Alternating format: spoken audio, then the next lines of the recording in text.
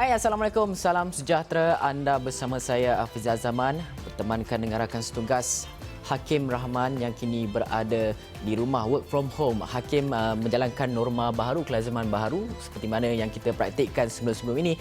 Dan kami berdua akan bawakan kepada anda berita-berita terkini di astroomni.com dan juga muka hadapan akhbar hari ini. Dan kesemua berita dalam dan juga luar negara ini merangkumi pelbagai berita yang perlu anda tahu sebelum anda memulakan hari anda. Justru itu, Hakim, kita akan mulakan dengan berita mengenai penutupan sekolah. Difahamkan terdapat 5 buah negeri yang menjalankan penutupan beberapa buah sekolah, terutama di kawasan-kawasan zon merah. Dan kita akan mulakan dengan penutupan sekolah di Petaling Jaya ataupun Petaling yang telah pun diarahkan tutup semalam, iaitu lebih kurang dianggarkan berada dalam 298 buah sekolah di kawasan zon merah COVID-19 Petaling Selangor ditutup bermula hari ini sepanjang 2 minggu.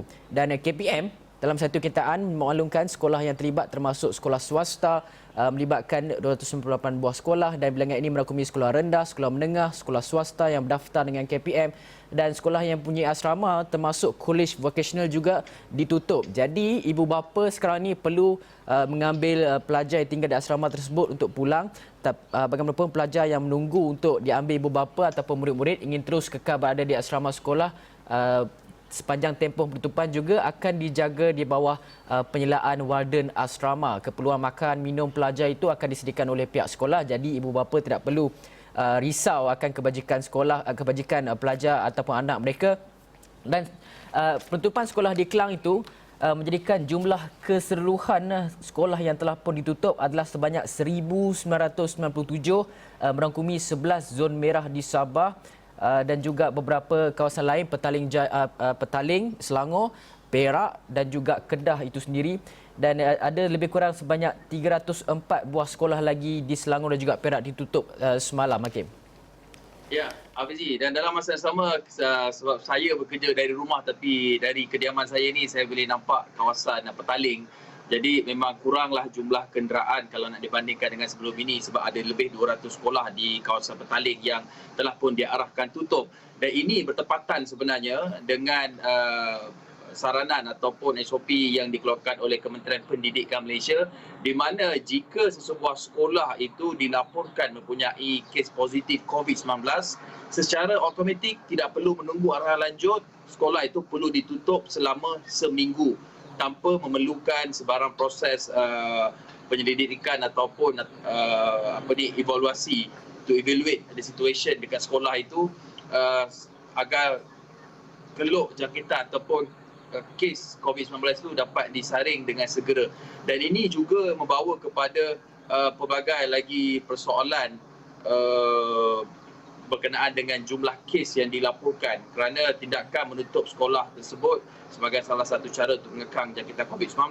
Kerana kalau kita lihat yang terbaru, angka jangkitan COVID-19 yang terbaru dilaporkan sudah masih lagi mengekalkan 3 digit, tapi angkanya seperti yang kita serba maklum, saban hari dia mempunyai jumlah angka yang agak tinggi, di mana semalam saja dilaporkan ada 561 kes baru dilaporkan. Ini seperti yang dinyatakan oleh Ketua Pengarah Kesihatan Tan Sri Dr. Nurhisha Abdullah, yang membimbangkan kita daripada 561 kes ini 488 merupakan jangkitan di negeri Sabah. Ada 11 kes merupakan pengunjung dari Sabah, sekaligus menjadikan keseluruhan ada 353 kes sejarah perjalanan dari Sabah. Hafizi. Ya, betul tu. Dan apa yang kita lihat sekarang ini seperti yang dilaporkan oleh media-media tempatan dan kenyataan daripada KKM sendiri, pelbagai sumber tenaga, sumber manusia, petugas barisan hadapan, doktor, jururawat dan juga beberapa petugas barisan hadapan yang lain telah pun dikerahkan untuk ke Sabah. Ini merangkumi petugas barisan hadapan daripada beberapa negeri yang berada di Semenanjung dan juga sekitar Sabah itu sendiri. Dan dalam masa yang sama juga keperluan peralatan seperti mesin ventilator, peralatan perubatan untuk rawatan COVID-19 juga telah pun dikerahkan di Sabah untuk memastikan bahawa keadaan di negeri itu dapat kita tangani ataupun dikawal kes penularan COVID-19 walaupun sedang meningkat kerana KKM sedang menjalankan pengesanan kontak rapat secara aktif untuk memastikan bahawa lekuk jangkitan itu dapat kita kurangkan. Dan kita nak melihat juga kepada terdapat 5 lagi kluster baru yang dilaporkan semalam selain daripada angka yang meningkat kembali kepada 561 kes. Ada 5 kluster baru telah pun direkodkan yang mana ia juga melibatkan negeri daripada Sabah. Dan kita lihat KKM mengenal pasti 5 kluster baru, 3 ada di Sabah, 1 masing-masing di Selangor, Kuala Lumpur dan juga Labuan. Dan kluster ini dikenali sebagai kluster Kasih, kluster Khazanah di Lahad Datu, kluster Surat di Sandakan, kluster Sungai Wei di Selangor dan KL sementara kluster Bah Bandel di Labuan. Dan itu adalah yang dinyatakan oleh Tan Sri Dr. Nur Hisham dalam sidang media pada semalam, dan ini menjurus kepada peningkatan kluster-kluster yang ada, dan kita anggarkan lebih kurang sekarang ini hampir 150 kluster berada di dalam negara kita, tetapi ada kluster yang telah pun tamat. Tak silap saya lebih kurang 100 kluster telah pun tamat dan kita masih lagi mempunyai kluster-kluster yang aktif dan menjurus kepada angka COVID-19 seperti yang kita semua tahu. SOP itu penting, pemakaian pelitup muka dan sebagainya, kerana berdasarkan unjuran-unjuran graf yang kita lakukan ataupun unjuran-unjuran graf yang dilakukan di negara-negara luar seperti di Amerika Syarikat, sekiranya SOP itu tidak diamalkan, kes jangkitan akan lebih meningkat, dan jika SOP itu diamalkan, kes jangkitan ini dapat kita kekang untuk memastikan bahawa ia dalam keadaan terkawal sebelum kita dapat vaksin lagi, Hakim. Dan dalam masa yang sama, kita perlu sedar bahawa kita sekarang ini sudah menghadapi atau sedang menghadapi gelombang ketiga, third wave COVID-19. Yang ini satu keadaan yang sudah pun petugas kesihatan jangkakan, kerajaan jangkakan dan juga pertubuhan kesihatan student jangkakan. Tapi yang perlu kita kawal selain gelombang ini, untuk mengelakkan wujudnya gelombang baru, selain dari pematuhan SOP, kita juga perlu melihat kepada aspek yang sedikit teknikal, iaitu kepada nilai R0 ataupun bahasa yang lebih santai adalah kadar kebolehjangkitan. Kita lihat sejak daripada gelombang pertama, kedua dan sekarang ini ketiga, berita baiknya kalau daripada sisi positif yang ingin kita lihat di sini adalah kadar kebolehjangkitan ataupun R0 bagi dalam gelombang ketiga ini rendah, iaitu kalau apa yang dikatakan oleh Ketua Pengarah Kesihatan Tan Sri Dr. Nur Hisham Abdullah, gelombang ataupun kadar kebolehjangkitan bagi gelombang ketiga ketika ini telah turun kepada 1.3 mata ataupun R0.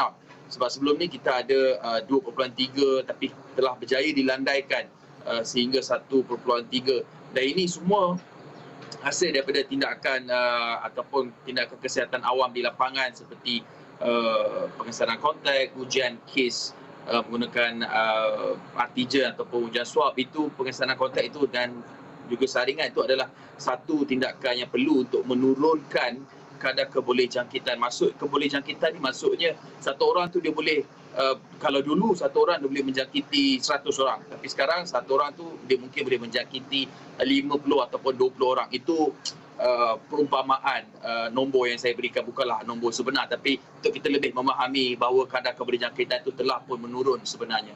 Hafizi. Ya, betul tu. Dan melihat kepada walaupun sebenarnya kita telah pun berjaya melandaikan 2.3 R0 kepada 1.3, tapi perlu kita ingatkan dalam tempoh 2 hingga 3 minggu ini adalah tempoh yang begitu kritikal untuk KKM, seperti yang dinyatakan oleh Tan Sri Dr. Nur Hisham yang menyatakan bahawa kita mahu menjaga ataupun mengawal nilai R0 ini tidak lebih daripada 2.2. Kerana sekiranya kita lebih daripada 2.2 nilai R0 ini, kita akan sukar untuk mengalami ataupun mengawalnya kembali, dan dalam masa yang sama juga keperluan kesihatan, sistem kesihatan yang sedia ada ketika ini, petugas sumber manusia, petugas barisan hadapan, kelengkapan peralatan PPE, rawatan ventilator dan sebagainya, kemungkinan besar seperti Tan Sri Dr. Hisham katakan, kita mungkin akan mengalami tak cukup perkara-perkara seperti ini. Justru itu kita perlu mengawal wabak ini, dan dalam masa 2-3 minggu ini kita akan lihat sehingga 31 Oktober ini adalah waktu-waktu yang kritikal. Angkanya kemungkinan besar akan tetap 3 angka dan dalam masa yang sama ia adalah ratusan dan kita mahu kekalkan kepada 2.2 nilai R0. Okey, dalam masa yang sama juga kita nak melihat kepada keadaan di Sabah. Sepertinya Hakim katakan sebentar tadi, keadaan di Sabah 400 lebih kes malam berasal daripada Sabah dan ini mengundang kepada beberapa perkara yang perlu kita lihat, iaitu kelengkapan PPE, petugas barisan hadapan, sumber manusia berada di Sabah adakah mencukupi dan sebagainya. Dan kita lihat laporan banyak telah pun diterbangkan ke Sabah untuk memastikan bahawa keadaan terkawal. Dan kalau kita lihat sistem kesihatan awam Sabah berfungsi seperti biasa. Ini adalah kenyataan dan juga jaminan daripada Kementerian Kesihatan Malaysia sendiri yang menyatakan bahawa sistem kesihatan di negeri itu berfungsi seperti biasa walaupun terdapat peningkatan kes dan dalam kalangan petugas barisan hadapan di negeri itu, kata Tan Sri Dr. Nur Hisham. Dan ini sekaligus menafikan sistem penjagaan kesihatan awam di perubatan di negeri itu juga lumpuh seperti yang didakwa sebuah portal baru-baru ini. Dan beliau menyatakan bahawa 7 hospital telah disediakan untuk merawat pesakit COVID-19 pada tahap 3, 4, 5 dalam kapasiti 4,822 katil disediakan berbanding 2,566 katil sebelum ini. Jadi kesemua peralatan telah pun ditingkatkan.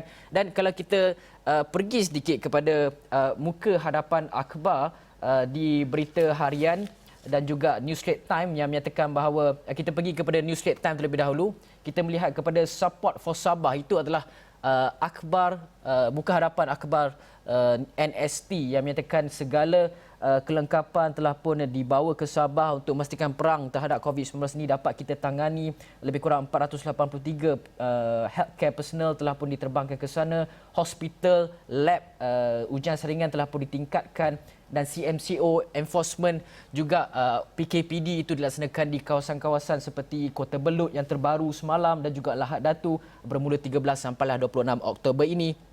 Dan dalam masa yang sama juga KKM juga merayu supaya sukarelawan-sukarelawan untuk lebih ramai tampilkan diri bagi membantu keadaan di Sabah itu, yang mana kalau kita lihat berdasarkan muka hadapan berita harian yang menyatakan bahawa KKM rayu tenaga sukarela dan mereka menyatakan bahawa mengharapkan sebenarnya lebih ramai tampilkan diri membantu menangani gejala gelombang ketiga penularan COVID-19 yang sedang melanda ketika ini, dan tumpuan utama keperluan sukarelawan petugas perubatan serta kesihatan ketika ini adalah di Sabah yang menjadi zon merah kerana kes di Sabah mencapai 4,330 termasuk kes 488 yang direkodkan semalam, dan ini yang membuatkan KKM rayu tenaga sukarela. Dan bagi saya salah satu selain daripada sukarelawan yang boleh kita dapati, mungkin juga KKM boleh menggunakan tenaga-tenaga pakar yang mampu ataupun mempunyai skill rawatan COVID-19 seperti di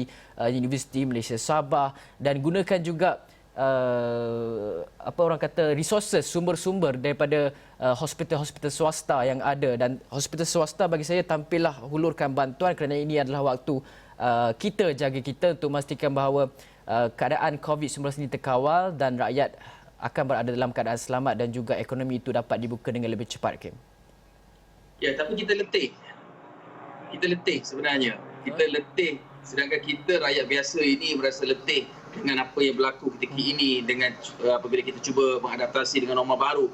Bagaimana pula mereka di Barisan Harapan yang tugasnya seperti kita tahu membuat saringan, memeriksa, tidak berjumpa dengan anak bini ataupun adik-beradik ataupun kekasih. Tapi apabila usaha ini mereka lakukan, kadar jangkitan terus meningkat akibat ketidakpatuhan terhadap SOP yang telah pun ditetapkan. Ini satu perkara yang agak mengecewakan. Betul, kita boleh dapatkan sumber manusia daripada pihak swasta dengan kerjasama private government, tapi dalam masa sama, apalah artinya jumlah petugas kesihatan yang cukup ramai ini jika pematuhan itu tidak diikuti. Dan dalam masa sama, mungkin juga kita perlu melihat kepada aspek penghargaan kepada petugas barisan hadapan selepas ini, kerana saya kira sekadar lukisan mural di dinding-dinding saja tidak mencukupi. Mungkin boleh melihat kepada aspek kebajikan untuk kita memastikan bahawa petugas kesihatan ini, frontliner kita ini, tidak berada dalam keadaan yang tertekan, kesihatan mereka di tahap yang optimum agar mereka boleh terus melakukan tugas mereka untuk melindungi kita. Cuma tugas kita cukup mudah, lindungi diri kita, patuhi SOP, pakai pelitup muka, tinggal di rumah, amalkan normal baharu. Hafizi. Ya, betul tu. Dan apa yang Hakim katakan, petugas kesihatan sekarang ni mengalami keletihan bukan sahaja dari segi fizikal tapi juga dari segi emosi. Kita baru saja semalam 10 hari bulan lepas sambut Hari Kesihatan Mental Sedunia, dan dalam masa yang sama juga laporan-laporan dikeluarkan oleh KKM sendiri yang menyatakan bahawa petugas barisan hadapan itu mengalami keletihan dari segi emosi dan sebagainya, dan kita harapkan lebih ramai bantuan selain daripada sukarelawan, hospital swasta dan sebagainya juga perlu pesara-pesara doktor jururawat juga mungkin boleh menawarkan diri untuk memastikan bahawa kawalan COVID-19 dapat kita lakukan bersama-sama. Hakim. Jadi Hakim, kita akan berhenti rehat dahulu seketika ke? Ya, kita berhenti seketika, tapi sebelum itu kita saksikan dulu infografik mengenai apa itu maksud pengesaran kontak rapat COVID-19.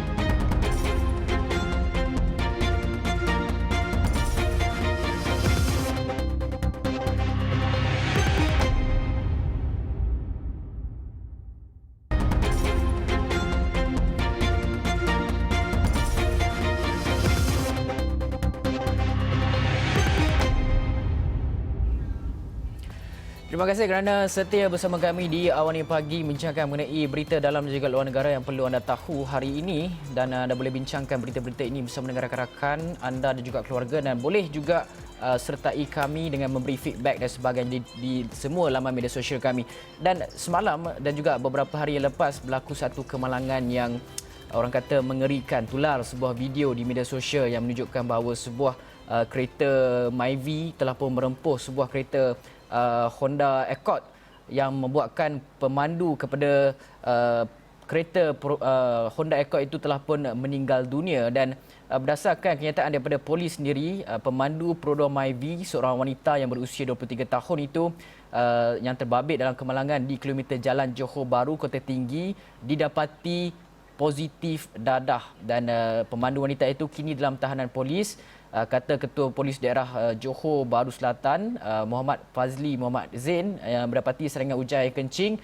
Wanita itu positif dadah dan telah pun ditahan. Dan kemalangan itu tular selepas kereta yang dipandu oleh wanita itu hilang kawalan, melambung sebelum merempuh dua kereta lain hingga terbalik. Katanya siasatan awam mendapati bahawa kemalangan pada pukul 9 pagi hari Sabtu itu berlaku apabila Perodor Myvi melanggar tembok pembagi jalan sebelum merempuh Honda Accord dan Proton Iswara di persimpangan lampu syarat menghala ke Plaza Pelangi. Dan akibatnya Perodor Myvi dan Honda Accord terbalik. Pemandu Honda Accord berusia 31 tahun itu mengalami kecederaan di kepala serta meninggal dunia di tempat kejadian, manakala pemandu Proton Iswara berusia 78 tahun pula cedera, dan kes itu disiasat di bawah Seksyen 15/1 Akta A, Akta Dadah Berbahaya 1952, Seksyen 41 Akta Pengangkutan Jalan 1987. Dan apa yang anda saksikan ini adalah visualnya kereta Perodor Myvi itu merempuh, dan inilah yang kita tak mahu. Dan sebelum ini banyak tular laporan mengenai pemandu mabuk, tapi ini juga melibatkan pemandu Myvi, dan yang dikatakan wanita ini tidak mempunyai lesen insurans kereta, telah pun tamat tempoh dan juga berada dalam pengaruh dadah. Dan itulah perkara yang sebenarnya mengapa masih lagi ada individu-individu seperti ini memandu kenderaan apabila berada dalam posisi ataupun keadaan sebegitu rupa, Hakim. Ya, dan dalam masa yang sama, walaupun insiden tersebut cukup menggerunkan, dan di sisi lain ada pihak yang mengeluarkan gambar ataupun ahli keluarga mangsa kepada pemandu ataupun ahli keluarga mangsa pemandu Honda Accord berkenaan. Penting untuk kita lihat dalam gambaran yang lebih besar di sini, di mana tindakan seperti ini ataupun insiden seperti ini seringkali berlaku dan berulang, seolah-olah dia satu perkara yang saban minggu, saban bulan, setiap tahun ada saja laporan seperti ini. Sebab itulah antara langkah yang dilakukan oleh kerajaan adalah dengan mengubal ataupun melakukan pindaan terhadap rang undang-undang pengangkutan pindaan 2020, di mana kalau kita lihat setakat ini progresnya setakat ini di peringkat Dewan Rakyat sudah pun diluluskan, dan ketika ini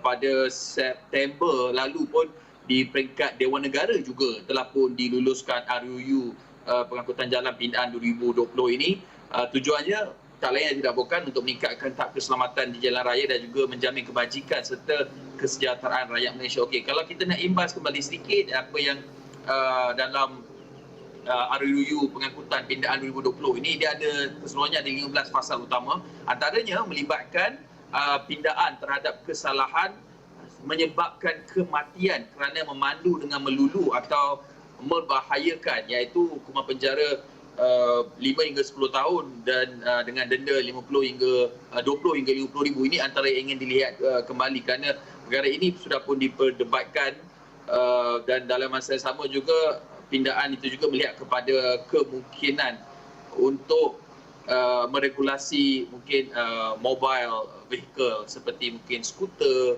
ataupun kenderaan kecil di luar sana. Dan ini antara usaha yang dilakukan. Cuma usaha di peringkat kita memastikan dalam bukan konteks rapat, tapi orang terdekat dengan kita, kalau kita tahu dia tak sihat, di bawah pengaruh mungkin alkohol ataupun dadah, mungkin boleh minta dia duduk di satu tempat dan tidak memegang steering ataupun menunggang motosikal, kerana bukan saja boleh bahayakan nyawa tapi juga pengguna jalan raya yang lain, Hafizi. Ya, dan apa yang lebih menyedihkan adalah pemandu yang meninggal dunia seorang lelaki, dia merupakan seorang ketua keluarga. Bayangkan ketua keluarga dan keluarga itu kehilangan tulang belakang yang mencari rezeki untuk keluarga itu. Ada 3 orang lagi anak kecilnya, dan ini saya rasa bantuan akta yang Hakim sebutkan tadi perlu dimasukkan juga bantuan kepada keluarga-keluarga mangsa yang terlibat dalam kemalangan melibatkan pemandu-pemandu yang tidak bertanggungjawab seperti ini. Okey, baiklah Hakim, esok hari penting sebenarnya untuk politik tanah air negara. Yang mana kalau kita lihat perkembangannya adalah Yang di-Pertuan Agong Sultan Abdullah Riyatuddin Al-Mustafa Billah Shah telah pun perkenankan Presiden PKR Datuk Seri Anwar Ibrahim untuk datang menghadap, dan kita tahu Datuk Seri Anwar Ibrahim akan membawa satu dokumen ataupun SD, surat akuan yang menyatakan bahawa beliau mempunyai majoriti, sekaligus ini bermakna ataupun kemungkinan akan mengganggu-gugat kerajaan Perikatan Nasional sedia ada sekarang ini. Jadi Hakim, apa cerita di Hakim esok yang boleh kita expect? Sebab kalau kita lihat banyak perbincangan dilakukan sejak daripada pengumuman Datuk Seri Ibrahim itu. Yang pertamanya kita lihat daripada Sekjen ataupun Sekretari Jeneral Setiausaha Agong Bersatu, Datuk Seri Hamzah Zainuddin menyatakan bahawa kesemua ahli parlimen daripada Bersatu ini menyokong kepimpinan Tan Sri Muhyiddin Yassin, kerana walaupun ianya melibatkan sedikit aspek teknikal, melibatkan games numbers ataupun permainan angka nombor jumlah ahli parlimen yang mencukupi, tapi seperti yang disebutkan oleh Datuk Seri Anwar Ibrahim sebelum ini, dia ada strong, convincing, formidable numbers, jumlah majoriti ahli parlimen yang mencukupi untuk mengangkat beliau sebagai Perdana Menteri yang baru. Begitu juga dengan komponen dalam Perikatan Nasional seperti PAS, Datuk Taqiyuddin, yang menyatakan bahawa semua ahli parlimen daripada PAS menyokong kepimpinan Tan Sri Muhyiddin Yassin dalam Perikatan Nasional. Tetapi untuk kita foresee ataupun melihat ke hadapan apa yang mungkin berlaku, ini satu proses yang panjang, kerana daripada temu bual yang kita lakukan sebelum ini, pakar-pakar juga yang menyatakan bahawa jika benar dakwaan Datuk Seri Anwar Ibrahim itu, ia bukan satu proses yang kita jangkakan seperti menyelak halaman baru di dalam buku, tapi ini satu proses yang panjang kerana mempunyai prosedur yang tertentu, mungkin melibatkan peringkat di Dewan Negara, Dewan Rakyat, dan mungkin akan melibatkan perubahan yang kita tidak mahukan pada ketika ini. Pada saat ini adalah pilihan raya, kerana pilihan raya negeri Sabah sudah memberi cukup pengajaran atau peringatan cukup jelas. Jadi ini isu yang sedikit tricky, dan dia terpulang kepada kebijaksanaan Yang di-Pertuan Agong selepas baginda menerima menghadap Datuk Seri Anwar Ibrahim. Tetapi apapun yang berlaku, yang saya pasti yang berlaku, walaupun esok pertemuan bagaimanapun pertemuannya, kalau 13 hari bulan pertemuan Datuk Seri Anwar Ibrahim dengan Yang di-Pertuan Agong, 14 hari bulan hidup kita masih lagi sama, melainkan ada keinginan politik ataupun political will ahli-ahli politik ini, ahli parlimen ini, untuk membuat dasar dan melakukan terbaik sebagai wakil rakyat untuk membantu rakyat di Malaysia ini, Hafizi. Ya, betul tu. Jadi persoalan mengenai adakah kita akan mendapat Perdana Menteri baharu 2 kali dalam tempoh setahun ini masih lagi belum terjawab, dan segalanya seperti Hakim katakan bergantung kepada kebijaksanaan Yang di-Pertuan Agong sama ada untuk membubarkan parlimen sekiranya Perdana Menteri sekarang Tan Sri Muhyiddin Yassin menyatakan hasrat berbuat demikian, ataupun membenarkan Datuk Seri Ibrahim untuk menjadi ataupun mengetuai kerajaan yang baru yang dikatakan mempunyai sokongan, dikatakan hampir 2/3 majoriti. Dan kita tidak tahu siapakah di antara ahli-ahli parlimen yang menyokong Datuk Seri Anwar Ibrahim. Itu masih lagi menjadi persoalan. Timbulnya dakwaan-dakwaan ia datang daripada beberapa parti yang dikatakan tidak menjadi, orang kata, hubungan di antara Kerajaan Perikatan Nasional juga parti-parti itu masih lagi dalam keadaan yang rapuh. Dan apa pun kami di Astro Awani akan bawakan kepada anda lapor langsung mengenai perkara itu, dan kami akan sudah semestinya melalui buletin-buletin Awani dan juga di astroawani.com. Jadi Hakim, kita akan berpisah setakat ini saja kot. Saya rasa kita ada masa lagi kot. Kalau ada masa lagi. Kalau ada masa, saya ingat kita tutup Awani Pagi jam ini dengan satu dapatan kajian yang cukup menarik. Ini mungkin lelaki tak nak mengakuinya, tetapi sebenarnya 74% daripada kita ini pilih untuk menangis semasa mandi. Saya rasa kita perlu berlapang dada lah, berbesar sebagai bigger person dengan mengakui bahawa lelaki juga menangis, tapi mungkin mereka memilih untuk menangis ketika mandi sebab tak nampak air itu. Ini kajian yang didapati, yang dibuat oleh sebuah projek bilik mandi beribu pejabat di United Kingdom. Laporannya anda boleh lihat di ruangan gaya hidup di dalam laman web astroawani.com. Ini satu hasil dapatan kajian yang menarik yang mungkin anda boleh bincangkan dengan rakan-rakan anda semua. Baik, sekian saja Awani Pagi. Saya Hakim Rahman. Saya Hafiz Zaman. Assalamualaikum. Salam sejahtera.